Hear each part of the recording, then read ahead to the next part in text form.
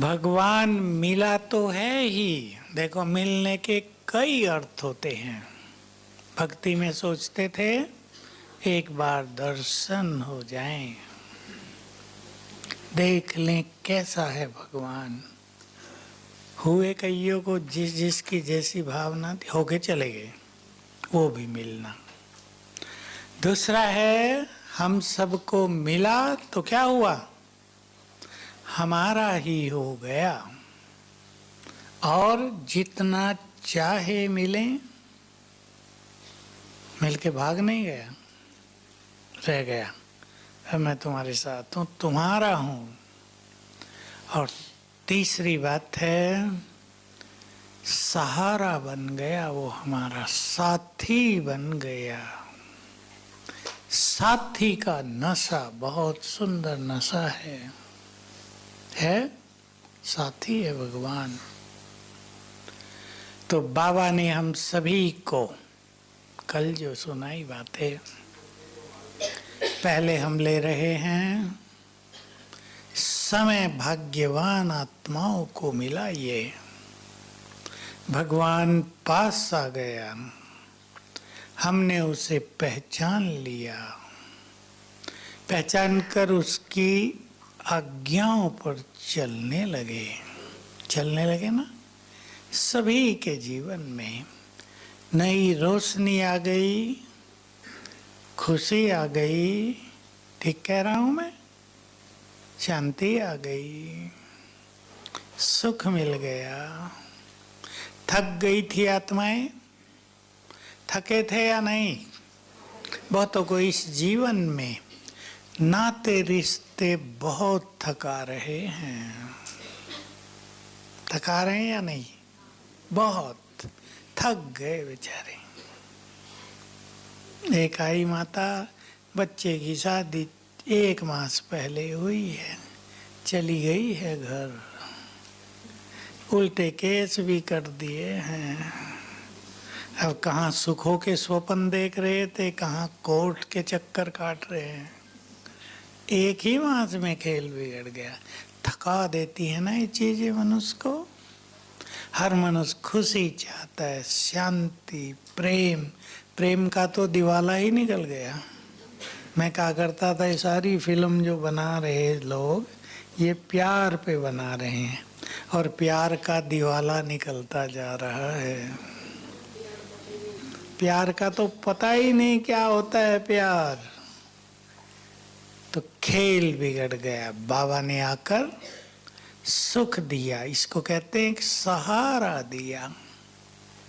अगर मनुष्य को ये एक संकल्प आ जाए कि हमें कोई साथ दे या ना दे, सारा संसार साथ छोड़ जाए, परंतु बोलो, भगवान हमारा साथी है और सहारा दे रहा है, तो बेफिक्र बादशाह बन जाएंगे, कोई चिंता नहीं।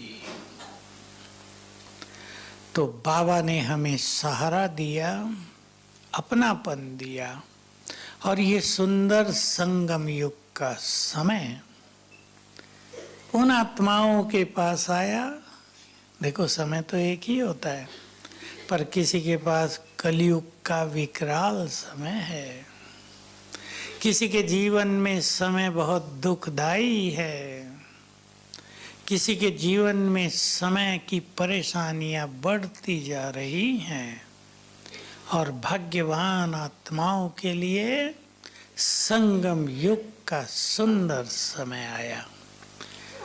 ये खजाना है, बाबा इसे खजाना कहते हैं। अगर समय पर हम ध्यान दें, समय के रोज अनेक पल बड़े कीमती होते हैं।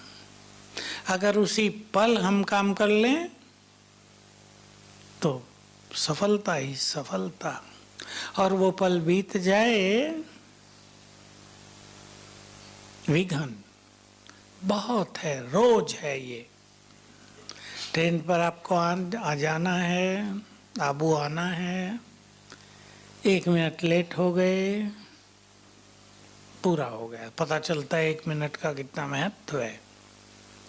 ओलंपिक खेल चल रहे हैं, दौड़ रहे हैं दौड़ने वाले, सेकंड के 10वें हिस्से पर फर्स्ट सेकंड थर्ड बन रहा है। उन्हें पता चलता है सेकंड का भी 10वां हिस्सा कितना मूल्यवान है। और संगम युग, सोचना है सबको, क्या क्या भाग्य मिल रहा है, क्या क्या भाग्य ले सकते हैं। हरे का चिंतन करेंगे बाबा से, क्या क्या मिल रहा है। बहुतों को पता नहीं है, मोटा मोटा पता है। और जो मिल रहा है उसमें से मुझे क्या लेना है। मैं 2-4 बातें सुना देता हूं, क्योंकि अब पूछेंगे नहीं आपसे। श्रेष्ठ बुद्धि का वरदान जो जन्म जन्म हमारे साथ चलेगी। बुद्धि खत्म नहीं होती, अविनाशी शक्ति आत्मा की। जैसी बुद्धि हम बना लेंगे वो बुद्धि जन्म जन्म साथ रहेगी। चाहे बिजनेस करो, चाहे स्टूडेंट लाइफ, चाहे कंपटीशन दो, चाहे बड़ी नौकरी के लिए कुछ करो, कहीं भी बुद्धि का सबसे ज़्यादा महत्व है या नहीं। और बुद्धि श्रेष्ठ उनकी बनेगी जो बुद्धि को व्यर्थ की गंदगी से बचा कर रखेंगे। बहुतों को बचाना नहीं आता, गंदगी में सुख रहता है उन्हें, पर चिंतन में आनंद होता है नहीं। पर चिंतन में आनंद, 4 माताएं बैठ के 5वीं का पर चिंतन कर रही हूं, कितना मजा आता है। खाना हजम होगा या नहीं। और हमारा कोई करे तो हजम हुआ खाना भी बाहर। जो अपने को व्यर्थ से बचा ले उसकी बुद्धि में ये सर्वश्रेष्ठ ज्ञान धारण होता है, उसे मिलता है दिव्य बुद्धि का वरदान। बाकी वैसे ही रह जाएंगे। सोच लें, संगम के 5 साल, मैं 5 साल की बात करता हूँ, ये ना सोचना विनाश हो जाएगा 5 साल में। संगम के 5 साल हम दूसरों को देखने में बिताना चाहते हैं या अपने को महान बनाने में। संगम के अगले साल परेशानी और चिंताओं में गुजारना चाहते हैं या अतीन्द्रिय सुखों में। ये हर एक के अपने हाथ में है। इस संसार में चक्रव्यूह तो इतने हैं जो जहां उलझना चाहे फट से उलझ जाए। लेकिन ज्ञान हमें निकलना भी सिखाता है। कुछ छोड़ना पड़ता है, कहीं झुकना पड़ता है, कहीं देना पड़ता है, कहीं हिसाब किताब चुकतू भी करने पड़ रहे हैं। जैसे मैंने कहा ना, आजकल संबंधों में कष्ट बहुत है। लड़की की शादी आप सोच रहे कर दी, बस निश्चिंत हो जाएंगे। 6 मास में क्या हो जाए कुछ पता नहीं। आजकल तो ये स्थिति बन गई है। इसलिए जो स्लोगन सदैव याद रखना, मैंने कल भी बताया था, कल न लिखा हो आज लिख लो। स्वस्थिति श्रेष्ठ होगी तो परिस्थितियां बदल जाएंगी। आप ही, हमें कुछ नहीं करना है। आपने अपनी बच्ची की शादी ऐसे वैसे परिवार में भी कर दी ना, जहाँ सब लड़ाकू हों, वो भी शांत हो जाएंगे। कहेंगे बहुत लड़ लिए, लड़ लड़ के थक गए हैं और नहीं लड़ेंगे। लड़ने वाले भी तो थकते हैं ना। तो कैसे हम अपने अनमोल समय को बिताना चाहते हैं। बातें तो बहुत हैं संसार में, अब उसमें बहुत परेशान हो या बाहर निकल के अविनाशी कमाई करें। एक का फोन आया आज, मेरा 10 साल का लड़का न बोलता न सुनता, मैं बहुत दुखी हूं। अब बोलो क्या करना चाहिए। बताओ माताएं, प्रैक्टिकल बात है, दिन में आया। 10 साल का लड़का है, ना बोलता है ना सुनता है, मैं बहुत दुखी हूं। बोलो, दुखी होना चाहिए या नहीं? मैंने प्रश्न खराब पूछ लिया थोड़ा। भाई बताओ, नहीं होना चाहिए, क्योंकि वो उसकी नियति है, वो माँ का दोष थोड़ा ही, वो उसके कर्मों का दोष है। अब जब मनुष्य पाप करता है तब तो कुछ नहीं सोचता ना, जब मिलेगा फल देखा जाएगा, अभी तो मजा ले लो। अधिकतर लोगों की ये मेंटालिटी हो गई है। लेकिन जब फल मिलता है तो बहुत कुछ होता है। तो दुखी होने से वो बोलने लगेगा, सुनने लगेगा। अब माते बताओ, अब तो बता सकती हो, या ऐसा लग रहा मेरा ही बच्चा है? अच्छे वाइब्रेशंस देकर आप इतना कर सकते हैं कि वो उसी स्थिति में बहुत सुखी रहे। और रहते हैं ऐसे बच्चे बहुत सुखी।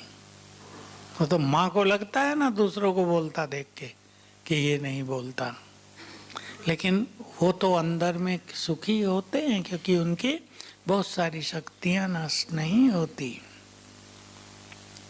2 द्वार बंद हैं शक्ति नष्ट होने के, कान और मुख। तो अपने को सुखों में सुखी रखना या दुखों में भी सुखी रखना सीखना है। ये संगम युग हमारा बड़ा अनमोल समय है। परिस्थितियां भी दुनिया में बहुत हैं, बच्चों की बढ़ती जा रही हैं और बढ़ती जाएंगी। मैं कोई श्राप नहीं दे रहा माताओं को, लेकिन यही भविष्य है। क्यों? क्योंकि अब आत्माओं के कड़े कर्मों के बंधनों को काटने की 3 विधि काम करेंगी। शुरू है वो, धीरे धीरे शुरू हो गया। एक होगा रात को नींद ना आना, दूसरा होगा भटकती आत्माओं का प्रकोप होना, और तीसरा होगा बार बार जन्म, बार बार मृत्यु। तो बच्चे जल्दी जल्दी जन्म और मृत्यु के शिकार होंगे, क्योंकि जन्म और मृत्यु में ही आत्मा के ज्यादा विकर्म विनाश होते हैं। इसलिए ये तो नियति है, नियति समझते हैं ना, यही भाग्य है, यही ड्रामा है। इसको स्वीकार करना ही पड़ेगा, क्योंकि घर जाने से पहले सभी खाते क्लियर सबको करने हैं। चाहे हम योग बल से कर दें, चाहे हम अपने योग बल से दूसरों को मदद करके उनके खाते चुकतू करा दें। अंडरलाइन कर लो, सभी परेशान नहीं, उनको मदद करके उनके चुकतू खातों को चुकतू कराना है। ये हमारा कर्तव्य है। बच्चा भी दुखी और माँ भी दुखी, मिलेगा कुछ और कष्ट हो जाएगा, दोनों को कष्ट बढ़ता जाएगा। तो संगम का समय बहुत बड़ा खजाना है, इसमें अपने भाग्य को संवारना है, और इसमें 84 जन्मों का ही भाग्य हम निर्माण कर रहे हैं। भगवान की मुरली में बहुत अच्छी बात आई थी 2-4 दिन पहले। कई उसको सुन के कन्फ्यूज भी हो सकते हैं, पर सत्य वही है। ड्रामा पूरा हुआ, अब तुम पुनः इस अपने ड्रामा को क्रिएट कर रहे हो, अगला ड्रामा बना रहे हो, भाग्य निर्माण कर रहे हो। ये नहीं जो बना बनाया वही हो रहा है, हम निर्माता हैं, ये बात भूलनी नहीं है। ऐसा समझ लें कि पिछले कल्प में जो हमने भाग्य बनाया था वो खा पी लिया, अब फिर बनाने का अवसर है। अगर ये सोचेंगे वही बनाएंगे जो कल पहले बनाया था, तो क्या नुकसान होगा? पता है क्या कल पहले क्या बनाया था? किसी को पता है दुनिया में? इसलिए यही संकल्प करना है कि भाग्य निर्माण मेरे अपने हाथ में है। आप ही बन जाएगा जो कल पहले बना था। कल पहले आप ही बना था या हमने बनाया था? कल पहले आप ही नहीं बना था, बनाया गया था। फिर बनाएंगे और इतना महान बनाएंगे। कितना महान? मैं तो ये कहता हूं,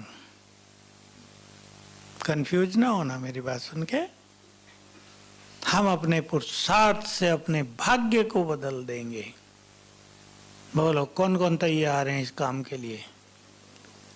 या जो मिलेगा कल पहले मिला था तो मिलना ही है, हम सोए रहें या जगे रहें, होगा ऐसे? ये बात याद रखना, कल पहले आप ही नहीं बना था, हमने बनाया था। तो वो आप ही नहीं बन जाएगा, हमें बनाना होगा। और एक श्रेष्ठ पुरुषार्थी को ये संकल्प कर लेना है कि हम भाग्य की रेखाएं बदल देंगे। कहानी है एक बहुत सुंदर शास्त्रों की। कोई ऋषि थे, उनका एक पुत्र था, मंद बुद्धि लगता था। कोई ज्योतिषी को दिखाया, इसके हाथ में तो भाग्य की रेखा ही नहीं है। ज्योतिषी ने बता दिया इसके हाथ में भाग्य की रेखा ही नहीं है। अब लड़के का पता नहीं विवेक जग गया, अंदर गया, चाकू से काट आया कि देखो ये रही रेखा। और वो एक महान ऋषि बना है जिसने ग्रंथ लिखे। तो भाग्य की रेखा हमें खुद बनानी है। इस समय पर हम ये सब कर सकते हैं। इसलिए ढीले लोग ही ये सोचते हैं जो कल पहले मिला था वो तो मिलना ही है, लेकिन ये नहीं सोचते उससे ज्यादा ले लूं। लेंगे ज्यादा या नहीं? समय को खजाना मानकर इसका सदुपयोग करें। और जो संगम युग के समय को महत्व नहीं देते, या मैं क्लियर बोलूं, अनेक लोग समय के महत्व को महत्व नहीं दे रहे हैं। संगम के बाबा ने कह दिया तुम्हारा एक एक मिनट एक एक वर्ष के समान है, और अनेक लोग एक एक मिनट क्या 2-4 घंटे वेस्ट कर रहे हैं रोज। उन्हें ये आभास नहीं है कि उनका अनमोल समय नष्ट हो रहा है। रियलाइज करेंगे सभी। बजने दो, मुझे सुनते जाओ। समय बड़ा अनमोल है। हाँ पीछे ना देखो माताओं, आगे आगे। समय बहुत अनमोल है या नहीं? अरे योग में भी तो ट्यून बजती है, क्लास में भी ट्यून बज रही है। इसे नष्ट नहीं होने देना है, चिंतन कर लें। और जो संगम युग पर समय नष्ट करते हैं, बोलो खराब बात है आगे। समय पर समय उनको नष्ट कर देता है। बहुतों की कहानी आती है, सीए कर रहे हैं भाई जी, 1 नंबर से रह गए, 3 साल तो दे दिया एग्जाम, 1 नंबर बस। क्यों? ये कारण है, जब भाग्य बनाने का समय था तब समय को वैल्यू नहीं दी, तो भाग्य बनाने के लिए फिर हर जन्म में बहुत मेहनत करनी पड़ रही है और समय धोखा दे रहा है। इसलिए अगर चाहते हैं हर जन्म में हर समय हमारा हो, फेवर में हो, तो संगम युग के समय को सफल करना है। सोचना सबको खुद है। संगम का समय वेस्ट अनेक बातों में होता है। बताओ किस किस में?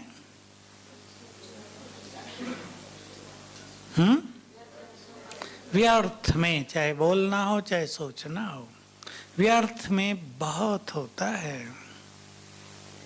एक चीज और मैं सभी को कहता हूं, कई लोगों के पास काम तो कम होता है लेकिन वो बिजी ज्यादा रहते हैं। जब देखो फुर्सत नहीं है। क्यों? नहीं नहीं, वो बात हम नहीं कर रहे, आज दूसरी बात कर रहे हैं। कार्यों को ठीक से मैनेज करना आता नहीं, सेटिंग करना नहीं आता। भोजन बन रहा आपके घर में, आपने दाल चढ़ा दी है, साथ में आटा भी तो गूंदा जा सकता है या नहीं? नहीं, जब दाल बनेगी फिर आटा गूंदना शुरू करेंगे। हाँ, फिर उसे रखना भी पड़ेगा, 10-15 मिनट तो रखना पड़ेगा ना, फिर वो रखा रहेगा, तब तक हम बिजी हैं। सीखना है ये सबको, अपने कार्यों की सेटिंग ठीक ढंग से हो, ताकि जल्दीबाजी भी न करनी पड़े और कम समय में ज़्यादा काम हो जाए तो समय बच जाएगा अपने लिए। समय बचाना ये भी एक कला है। तो संगम के समय मुझे बाबा से क्या क्या लेना है, सोच लो। यहाँ संतुष्ट हो गए तो जन्म जन्म संतुष्ट रहेंगे। और भगवान सब कुछ देने आया फिर भी मन असंतुष्ट रहा, तो सोच लो कौन संतुष्ट करेगा हमें? हम तो किसी को कर ही नहीं पाएंगे, पर हम भी नहीं हो पाएंगे दूसरे जन्मों में। मैं एक चीज और कहता हूं सबको, वो मेरे अपने अनुभव हैं बहुत ज्यादा। एक सुंदर संस्कार सभी के अंदर होना चाहिए, और वो है देने का। चेक करो अपने को अंदर में, देना केवल पैसा नहीं। जब देने की बात होती है तो लोग सोचते हैं शायद हम यज्ञ में पैसा देने की बात कर रहे हैं। आप कुछ भी ना दो, यज्ञ तो जिसका है वो आप इसको भरपूर रखता है। दाता, अंदर की फीलिंग्स, भावनाएं, देना ही देना है। ये बहुत सुंदर और बड़ा संस्कार है। बड़ा देने वाले क्या बन जाएंगे? राजा। देने वाले राजा बन जाएंगे, भंडारे भरपूर रहेंगे, अथाह रहेगा सब कुछ। देने वालों को ही सबसे ज्यादा प्राप्तियां होती हैं।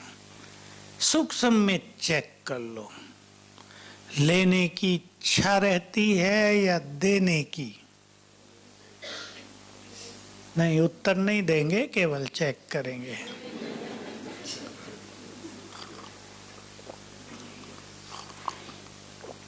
सेवा करने भी जा रहे हैं, सेवा के पीछे चाहे कैसी भी सेवा हो, ज्ञान सुनाने की, स्थूल सेवा, अब माताओं को सेंटर में ब्रह्मा भोजन बनाने जाना है, भोग बनाने जाना है, उसके पीछे भावना क्या रहती है?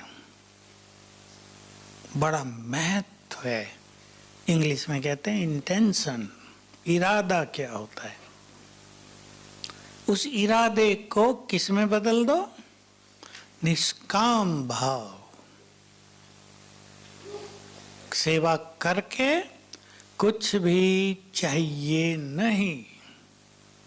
ऐसे बहुत बच्चे देखे मैंने बाबा के, अच्छे अच्छे ऐसे ऐसे लोग देखे जिन्होंने पूरा रिट्रीट सेंटर बनवा दिया। कितना दिया होगा, लेकिन कह ये दिया बहनों को, मेरा परिचय भी नहीं कराना कहीं। और कई जगह ऐसा है, किसी ने एक कमरा बनवाया और कहा मुझे मेरा परिचय नहीं कराया क्लास में सबको, नाराज होके सेंटर में आना ही छोड़ दिया। तो उसका कमरा सुखदायी रहेगा? जो सोएगा उसको भी नींद नहीं आएगी। इसलिए कर्म के पीछे भावना कैसी है? कई लोग वही कर्म करते हैं जिससे नाम बहुत हो, आधा खत्म हुआ, नाम हो जाएगा उनका, संगम युग पर ये एक विशेष वरदान है कि जिसको जो इच्छा है वो पूर्ण होगी, सभी सोच लें। लेकिन हम ऐसी इच्छा न रखें जो महान इच्छाएं अपूर्ण रह जाएं, इस पे बहुत ध्यान देना है। हमारे पास योग का खजाना है, कल की मुरली में पहला ज्ञान का, दूसरा क्या मिलता है योग से? शक्तियाँ। बहुत कुछ मिलता है लेकिन बाबा ने एक ही चर्चा की, शक्तियाँ मिलती हैं। शक्तियों की कितनी जरूरत है, भविष्य की शक्तियाँ जो हमें सत्ता दिलाएंगी। जो जितना अधिक शक्तिशाली होगा उतना ही बड़ा राज्य उसको मिलेगा। बल के आधार से ही कोई राजा पावरफुल, कमजोर, उसका साम्राज्य बड़ा या छोटा होता है। लेकिन अब देखें, परिस्थिति आती है, कोरोना आया, उससे बड़े बड़े भी आएंगे, अभी बीमारियां नहीं आएंगी और कुछ आएंगे। सरकारें तो इंतजाम किया बहुत सारा, ऑक्सीजन सिलेंडर, जहाँ तहाँ प्लांट लगाए, वेंटिलेटर खरीदे, बेड्स खरीदी, हॉस्पिटल बनवाए, और अब वो आया ही नहीं, हुआ ही नहीं।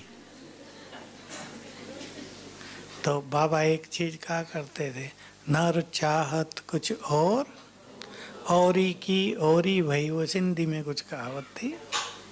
होगा कुछ और, मनुष्य कुछ सोचेंगे, प्लान कुछ करेंगे, होगा कुछ और ये बदलता रहेगा सब।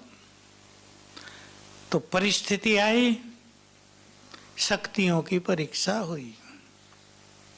जो शक्तिशाली थे उन्होंने अपने को अचल अडोल रखा, और जो कमजोर थे घटनाओं ने उनको मानसिक रोगी बना दिया। सदा के लिए घटनाएं उनकी खुशी छीन कर ले गई।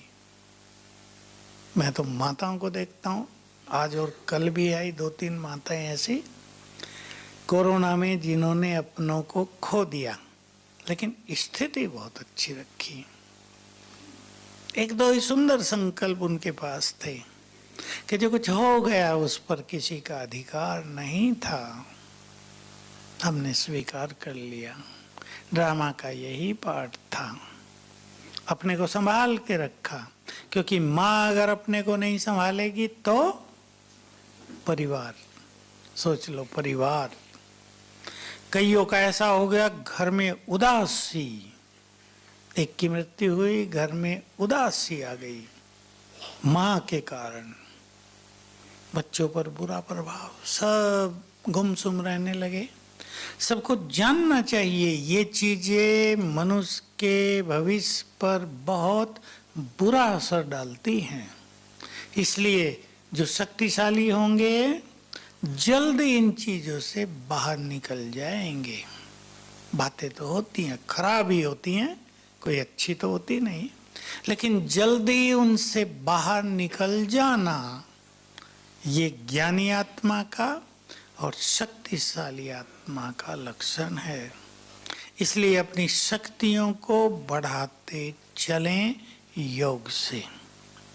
विकर्म विनाश होना वो एक बात है, शक्तियों से आत्मा पावन बनेगी, लेकिन भिन्न भिन्न परिस्थितियों में स्थिति को अच्छा रखना, इसमें शक्तियाँ और ज्ञान का प्रयोग, इन दोनों की बहुत जरूरत है। ज्ञान को भी अपना खजाना बनाएंगे। मैंने कल एक बात कही और मैं क्लासेस में बहुत कहता हूँ, बहुत सारी ज्ञान की सुंदर बातें लिख कर रखो अपने पास।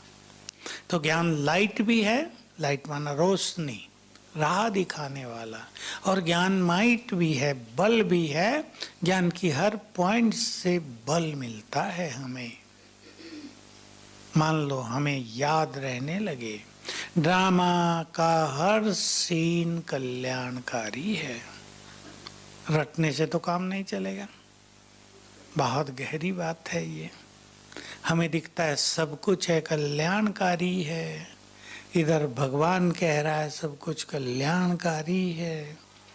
इसकी गहराई को समझकर अगर इसको याद रखा जाएगा तो स्थिति बहुत सुंदर रहेगी। इसलिए हमें ज्ञान और योग इन दोनों को बहुत बड़ा खजाना मानकर इनमें वृद्धि करनी है। खजाने की सुरक्षा भी की जाती है और खजाने की वृद्धि भी बहुत की जाती है। सभी प्लान बनाएंगे भट्टी से कि हमें अपनी स्थिति को अचल अड़ोल बनाने के लिए क्या क्या करना है। प्लान करो, कुछ नियम बनाओ, अपने ड्रामा की ये बात याद रखेंगे, योग की ऐसी शक्ति स्वयं में भरेंगे, ज्ञान की ये बातें हम प्रैक्टिकल में यूज करेंगे। देखो मौतें बहुत होंगी या नहीं? आज भी थी एक खराब सी लाइन मुरली में। कैसा होगा विनाश? सरसों के दानों की तरह। देखें सरसों के दाने तेल निकलता हुआ। आजकल तो मशीनें आ गई, हमारे पास भी है नीचे, उसमें तेल निकलता है दानों का। कैसे पीसते हैं, धीरे धीरे वो चलती रहेगी। पहले तो बैल चलते थे, कोलू होते थे, अब मशीनें हैं, जूस निकल जाता है ना। तो विनाश कोई छोटी चीज थोड़ा ही होगी कि एटम बम छूटेगा और सब गए घर, हो गया खेल पूरा। ऐसे नहीं, पहले ये धरा धर्मराजपुरी बन जाएगी, सूक्ष्म वतन में नहीं बनेगी, यहीं बनेगी। तो इसको पार करने के लिए क्या करना पड़ेगा? योग की अच्छी शक्ति चाहिए, स्वीकार करना ही होगा। तो जीवन को कुछ सिद्धांतों में बांध लें सभी, अपने जीवन के कुछ नियम बना लो सभी, यही बना के जाना। जैसे एक नियम, कुछ भी हो जाए मुझे अपनी स्थिति नहीं बिगाड़नी है। इस संकल्प में ही बहुत बल रहेगा। कुछ भी हो जाए मुझे स्थिति नहीं बिगाड़नी है, मुझे भुलाना नहीं है कि बाबा स्वयं भगवान सर्वशक्तिवान मेरा साथी है। भविष्य की चिंता बहुतों को होती है ना, जब किसी की मृत्यु हो जाती है तो भविष्य की चिंता बहुत होती है। मान लो किसी के घर में कमाने वाला ही चला गया, छोटे बच्चे रह गए, उसकी पत्नी रह गई, चिंता की तो बात है, कमाने वाला ही चला गया।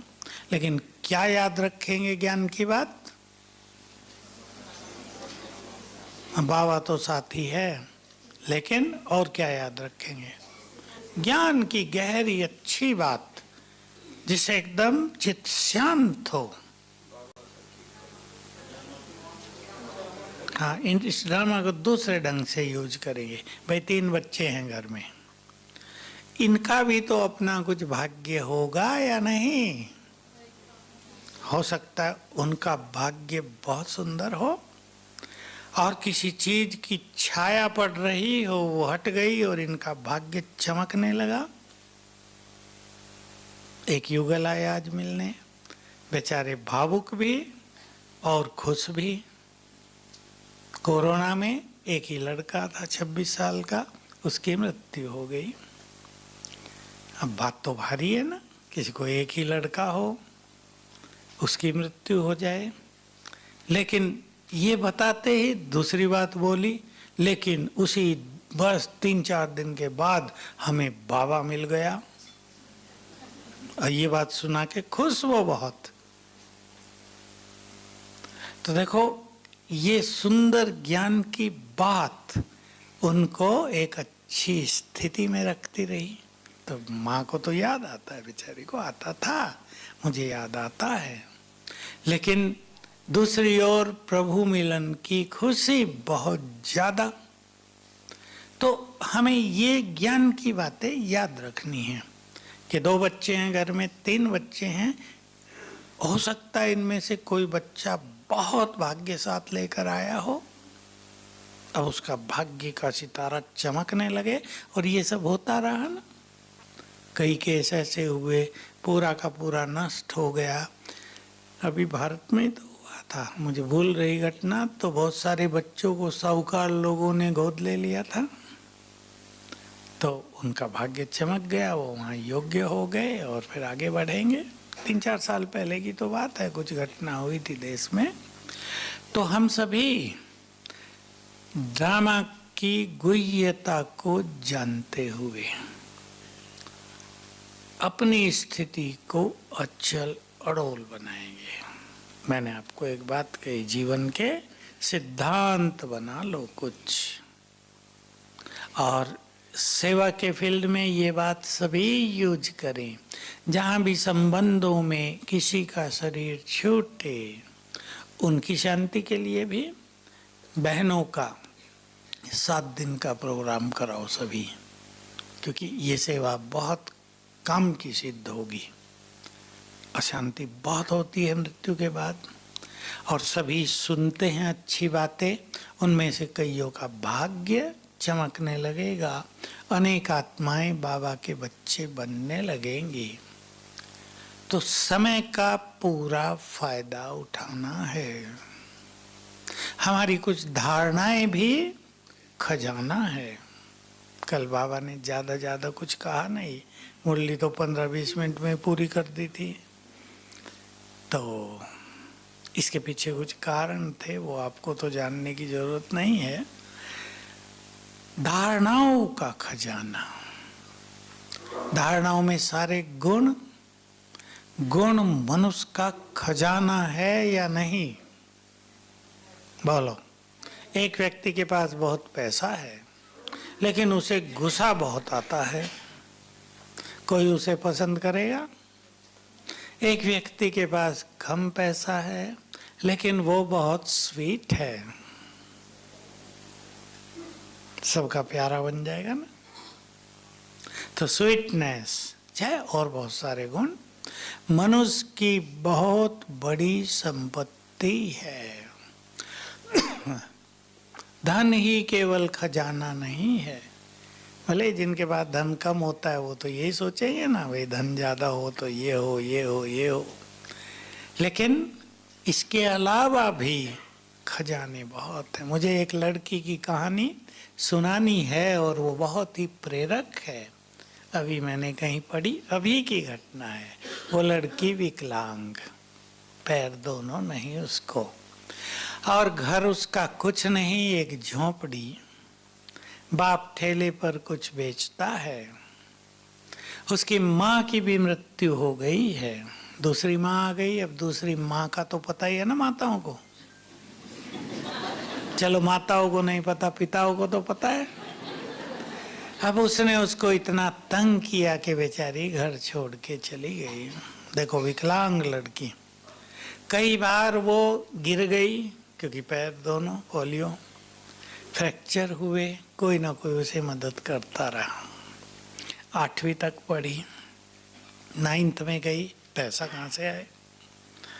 तो उसने छोटे बच्चों को, वहीं झोंपड़ियों में जो छोटे बच्चे उनको ट्यूशन पढ़ाना शुरू किया, 10-10 रुपए लेके, और फीस का पैसा, और बेचारी हल्का सल्का खा ले। अभी 10वीं में उसके बहुत अच्छे नंबर आ गए तो स्कॉलरशिप मिलने लगी, पढ़ाई तो हो गई फ्री। 2000 रुपये उसको मास मिलने लगे, उसके लिए अच्छे थे 2000। अब वो किसी हॉस्टल में चली गई, वहाँ 2000 में उसका काम चल गया। उसकी विकलांग स्थिति देखकर वार्डन ने और जो भी मालिक होंगे कॉलेज के, उन्होंने उसको रखा दिया। वो पढ़ने में हो गई बहुत होशियार, 12वीं में उसके 90% से ज़्यादा मार्क्स आ गए। फिर उसको और अच्छी स्कॉलरशिप मिलने लगी, बीएससी उसने कर ली, अब एमएससी कर ली, PhD मिल गई उसको, 25,000 रुपये स्कॉलरशिप मिलने लगा उसमें। 25,000 उसके लिए बहुत थे। फिर उसने IAS का एग्ज़ाम दे दिया, उसमें उसका सिलेक्शन हो गया, वो बन गई कलेक्टर। उसकी कहानी लिख के उसने ये बताया कि जहाँ हिम्मत है, जहाँ मनुष्य परिस्थितियों से हार नहीं मानता, देखो क्या क्या हुआ, मदद मिलती गई। उसकी माँ ने मदद नहीं की, और जब इसको 25,000 मिलने लगे, ये उसमें से 10,000 अपने बाप को देने लगी। उसका तो प्यार था ना, ठीक है, सौतेली माँ का तो प्यार होता नहीं, सब जानते हैं, लेकिन उसका प्यार था, वो उन्हें देने लगी, और फिर तो कलेक्टर बन गई। हिम्मत, परिस्थितियों को उसने हरा दिया या परिस्थितियों ने उसको हराया? व्हील चेयर पे रहना है सदा, पराधीनता है ना, हर जगह पराधीनता है, नहाने धोने में पराधीनता है। कोई चाहिए ऐसे व्यक्ति को सदा, लेकिन कोई नहीं है। तो जहाँ हिम्मत है वहाँ बाबा की भी बहुत मदद मिलती है। इसलिए परिस्थितियों को हमें हराना है, परिस्थितियों से हार नहीं मानना है। बस हिम्मत रखेंगे, और हमारे साथ तो बहुत बड़ी चीजें हैं ना, भगवान सहारा, उसका साथ। और अगर हम अपने को उसके आगे समर्पित कर लें तो वो सब कुछ करने लगता है हमारे लिए। जब हम समर्पणता की बात कहते हैं, उसका भी अर्थ पैसे समर्पण करना नहीं होता। भगवान के लिए पैसा क्या चीज है, कागजों से भी छोटी चीज, जो ऐसा स्वर्ग बना देता है जिसमें हीरे मोती सड़कों पे पड़े होते हैं, जिसमें सोना ही सोना है, उसके लिए कागज के नोट क्या होंगे। तो बाबा को सहारा बनाकर बहुत उमंग उत्साह से आगे बढ़ेंगे। ओम शांति।